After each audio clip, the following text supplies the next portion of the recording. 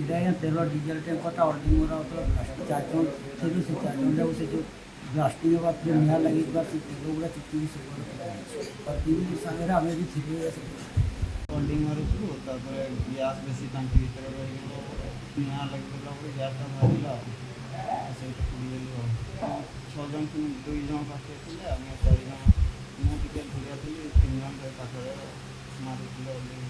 ମାନେ ମିସ୍ତ୍ରୀ ଜଣେ ଥିଲା ଆଉ ଡ୍ରାଇଭରଟା ଗୋଟେ ଥିଲେ ଆଉ ଏମିତି ସେ କହିଲା ତାଙ୍କର ଟାଙ୍କିଟା ଫାଟିଗଲା। ହଁ ହଠାତ୍ ଗ୍ୟାସ୍ এটা ଆଜ୍ଞା ତେଲ ଡିଜେଲ ଟ୍ୟାଙ୍କରଟା ଅର୍ଡିଂ ମରା ହେଉଥିଲା ଚାରିଜଣ ଥିଲୁ। ସେ ଚାରିଜଣ ଯାକ ସେ ଯେଉଁ ବ୍ଲାଷ୍ଟିଂ ହେବା ନିଆଁ ଲାଗିଯିବା ସେ ତେଲ ଗୁଡ଼ା ଚିପିକି ସବୁ ଟିଭି ସାଙ୍ଗରେ ଆମେ ବି ଥିଲୁ।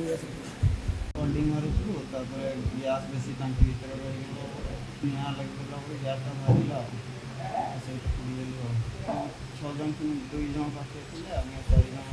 ମୁଁ ଟିକେ ଦୂରିଆ ଥିଲି, 3 ଜଣ ପାଖରେ ମାରୁଥିଲେ ଅର୍ଡିଂ।